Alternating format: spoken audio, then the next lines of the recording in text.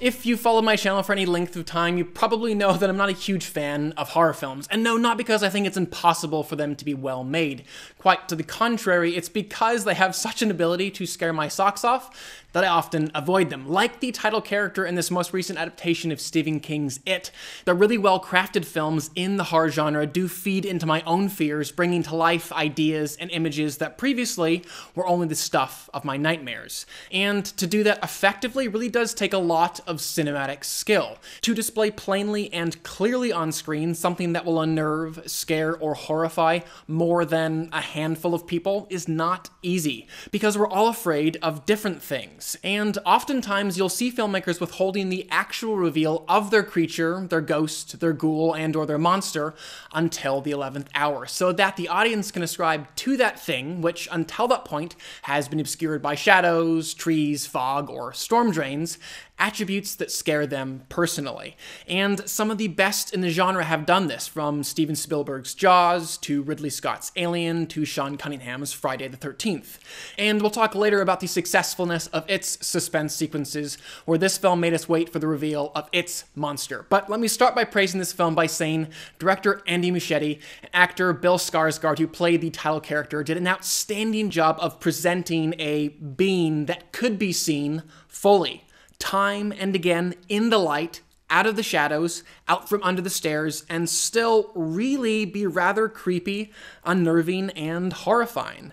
There was this impressive boldness on the filmmaker's part for being so willing to expose their monster. Now, don't get me wrong, Jaws and Alien aren't just great to me. They're two of my favorite films of all time, but their Shark and Alien respectively honestly aren't that scary to look at. In actuality, they are made of rubber and silicone, and when we see them clearly, really do reveal themselves not to be the real killing machines that we thought they were.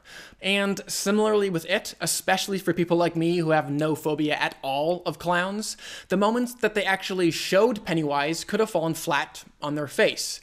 But they didn't, and boldness really will be the adjective that I continue to ascribe to the successful elements of this film.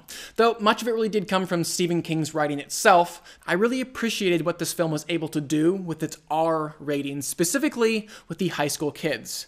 These boys talked and acted like real high school boys do.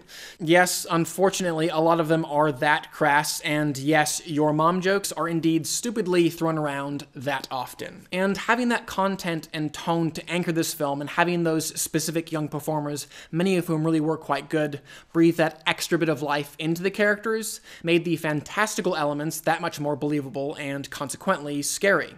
I found too the way that those two worlds, that of the kids and that of the clowns, collided and spoke into and fed the other, was quite compelling and interesting. And again, much of this was simply in King's original work, but there was consistently presented this really compelling exploration of the fear, anger, and rage that drive not just this demonic creature, but these high school kids and their parents as well. Maybe the greatest thing to fear is not some creepy clown, but the brokenness in our hearts and others around us. Where this film didn't quite live up to all that it hoped for were in a number of the elements that didn't feel quite as fresh and bold. As I already described, many horror films generate the suspense in them from that slow walk down the stairs, that peer around that corner, or that tense descent into a sewer system. And unfortunately, with that specifically, the director never seemed quite able to really bring anything that new to the table. Time and again, he simply constructed these build-up sequences just like any other generic horror film would out there. High, intense strings, slow, dread-filled turns, and a conclusive slam-bang jump scare. And I thought too that he consistently unnecessarily leaned into kind of these heavy-handed music choices. Oftentimes he would have me invested in a specific moment, caring about the characters, finding their relationships interesting, finding the sewer tunnel that they were walking down scary, and then suddenly he would bring in this music that would really telegraph, feel this way. Isn't this cute? Isn't this romantic? Isn't this scary?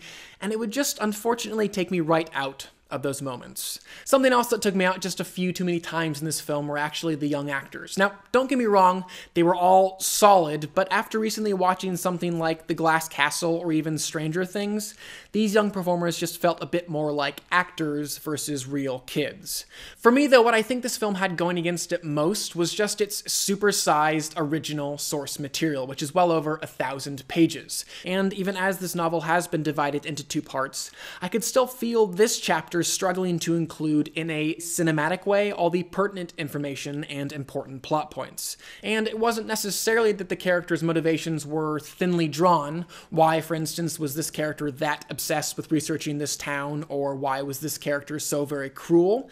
It was simply that the film didn't have time enough to make me feel and believe those motivations. They were unfortunately just told through exposition versus shown.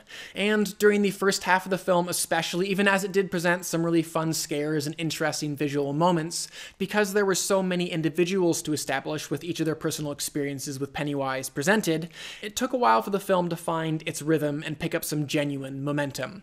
When it's all said and done, I really did like Stephen King's It quite a lot. The story is clearly jammed-packed with a lot of compelling characters, interesting themes, and terrifying ideas. Even so, some of the plainer direction, obvious acting, and need to stuff so much into a 2-hour film kept it from being the masterpiece that I was hoping for.